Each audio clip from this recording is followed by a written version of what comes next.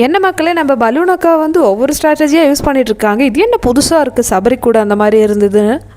நம்ம அக்காவோட கண்டென்ட்லாம் வந்து நைட்டு தான் வந்து தரமாக இருக்கும். பார்வை சொல்கிற ஆடியன்ஸை நீங்கள் வந்து பாருங்கள், இந்த சைடும் கொஞ்சம் பாருங்கள். ஒரே ஒரு சைடு மட்டும் பார்த்தா உங்களுக்கு தெரியாது. ஸோ சுற்றி முற்றி பாருங்கள், அப்போ தான் வந்து என்னெல்லாம் அந்த வீட்டில் நடக்குதுன்னு தெரியும். சரி, இப்போ ஒரு சைடு பார்த்தா நம்ம அக்கா எஃப்ஜே கூட வந்து என்னமோ பண்ணிகிட்ருக்காங்க.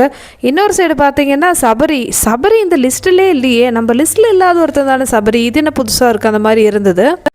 இந்த கிளிப்பு பார்த்த மாதிரி இருக்கா மக்களே, நம்ம துஷார் கூட பண்ணது. இவங்களுக்கு இதே வேலையாக போச்சு, எல்லாரையும் வந்து கடிச்சு வைக்கிறது, இல்லைனா தூக்கி நடக்கிறது.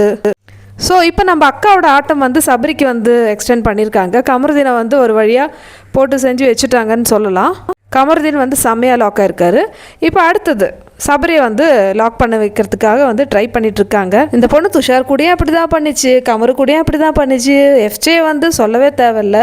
ஸோ அடுத்தது இப்போ சபரி கூட அப்படி தான் பண்ணிகிட்ருக்காங்க. சபரி நீயாவது முழிச்சுக்கோ, வீட்டில் இருக்கிற அத்தனை ஆம்பளைங்களும் வந்து இவ்வளோ பார்த்து ஏமாந்துருக்காங்க, நீங்களாவது முழிச்சுக்கோங்க சபரி. அந்த மாதிரி இருந்தது இந்த சீன்லாம் பார்க்கும்போது. பார்வை கழிவு ஊத்துறவங்களுக்கு இதெல்லாம் ஏன்ப்பா கண்ணிலேயே தெரிய மாட்டேங்குது.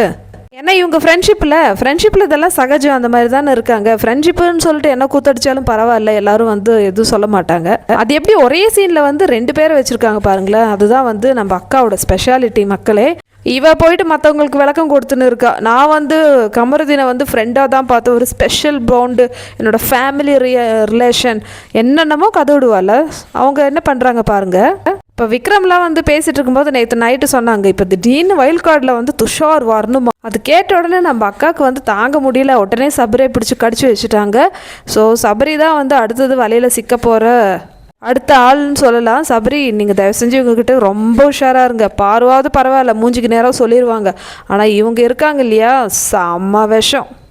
நான் எப்போவுமே சொல்கிற மாதிரி தான், பார்க்குறதுக்கு ஸ்னேகா மாதிரி இருந்துட்டு பண்ணுறதெல்லாம் வந்து நமிதா செயல்.